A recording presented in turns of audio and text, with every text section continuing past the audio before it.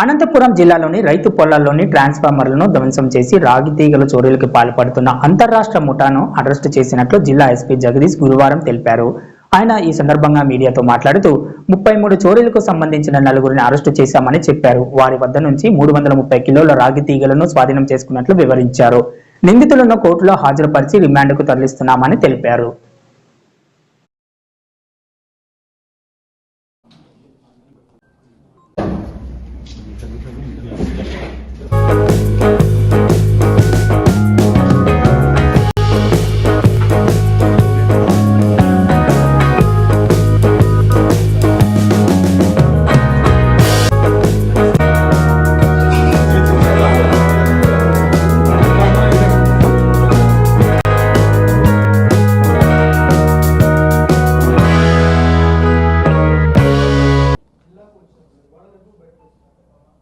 హైకోర్టులో గత కొన్ని రోజుల నుంచి చాలా సీరియస్గా హైకోర్టు వారు తీసుకోవడం జరిగింది. సో దీనికి సంబంధించి లాస్ట్ వీక్ కొన్ని రోజుల ముందు డిఎస్పీ అనంతపూర్ కూడా ఒక ప్రెస్ మీట్ పెట్టి అనౌన్స్ చేయడం కూడా జరిగింది. That will be taking very stringent action against the traffic rules violators అని చెప్పి.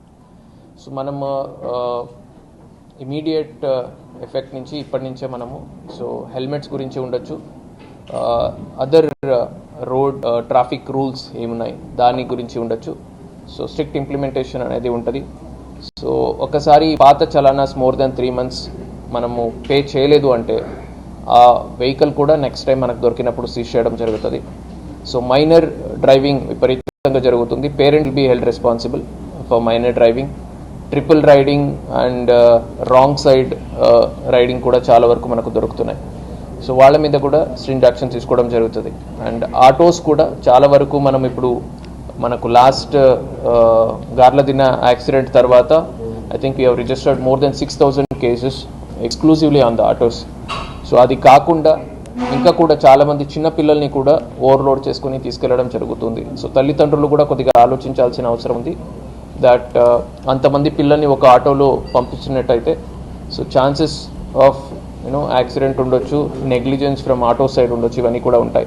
సో దాన్ని కూడా దృష్టిలో పెట్టుకొని వాళ్ళ మీద కూడా మనము ఎన్ఫోర్స్మెంట్ చేయడం జరుగుతుంది.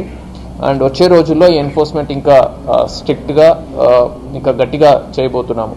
సో పబ్లిక్ కూడా దయచేసి అందరూ అర్థం చేసుకొని it's only for the safety of public.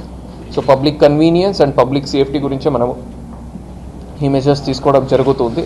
So public కూడా దీనికి కోఆపరేట్ చేస్తారని కోరుకుంటున్నాను. Thank you.